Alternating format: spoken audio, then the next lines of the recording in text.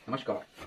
आइए समझते हैं कि गुण क्या है। गुण है ना, शादी होने से पहले कुंडलियाँ मिलाते हैं लोग, गुण मिलाते हैं कि जी 16 गुण मिल रहे हैं, 32 गुण मिल रहे हैं, है ना। मुझे तो इतना ज्ञान नहीं है इस चीज़ का, ठीक है। इतना सब कुछ होने के बाद, मिलाने के बाद, है ना, फिर भी साथ रहना मुश्किल हो जाता है, जूते चप्पल चलते हैं, है ना, कोर्ट कचहरी के चक्कर लग जाते हैं। फिर ऐसे क्या गुण मिले, ऐसे गुण मिलाने से क्या पता चला कि रिश्ता आगे चलेगा कि नहीं चलेगा, ठीक है। तो मेरा जो अनुभव है वो गुण सिर्फ 3 ही होते हैं, सतोगुण, रजोगुण और तमोगुण, ठीक है।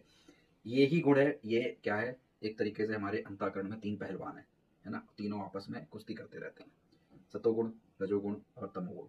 इनकी कुश्ती में क्या है, कभी जो पहलवान जीतता है जिस समय, तो उस समय वो हावी रहता है हमारे ऊपर, है ना। मान लीजिए जिस समय सतोगुण प्रबल हो गया, तो हमें सारी वस्तु, सारी चीज़ें जो हैं सतोगुणी दिखाई देंगी, यानी हर चीज़ अच्छी अच्छी, हमारा जो भी भाव होगा वो भाव सतोगुण के लेवल का होगा।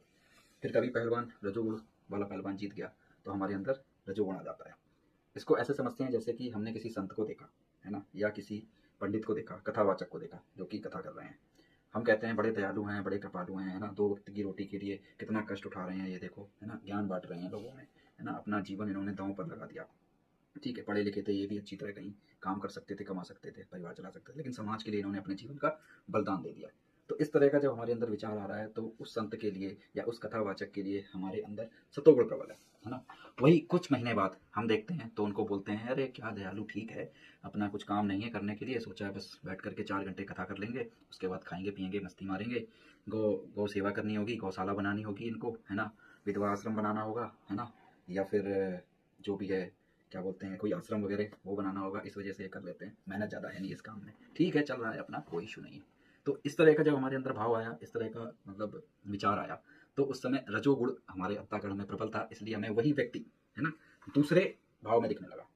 अब अगर तमोगुण की बात करते हैं, जब हमारे अंदर तमोगुण अति प्रबल हो जाता है, तमोगुण का पहलवान जो है वो जीत के आगे आ जाता है, तो हमें लगता है अरे क्या पाखंड फैला रहा है ये वही व्यक्ति, है ना, इसको कुछ पता नहीं है, 2-4 शब्द पढ़ लिए हैं और फिर वही लोगों को भटका रहा है ना, इससे ज़्यादा तो मुझे आता है, मैं जानता हूँ, है ना। तो इस तरह की भावना, है ना, गालियाँ देने का मन, वो सब आ जाए, तो वो तमोगुण है।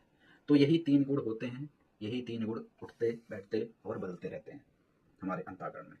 तो जब भी जैसे जो विवाह होता है, साथी होता है, अगर दोनों के ये 3 गुण आपस में चढ़ते उतरते रहेंगे, है ना, एक जैसे होते रहेंगे, तब तो वो साथ ठीक से बना रहता है। और कभी अगर ये गुण अलग हो गए, जैसे सतोगुण की मित्रता रजोगुण से नहीं हो सकती है, रजोगुण की मित्रता तमोगुण से नहीं हो सकती है, तो सतोगुण के साथ सतोगुणी का होना जरूरी है, रजोगुण के साथ रजोगुणी का होना जरूरी है ना। तमोगुण अगर किसी के अंदर है तो उसकी मित्रता तमोगुण वाले से ही हो। तो बस हमें यही समझना है, ठीक है, कि गुण क्या है संसार में और इस गुण का प्रभाव हमारे अंदर कैसे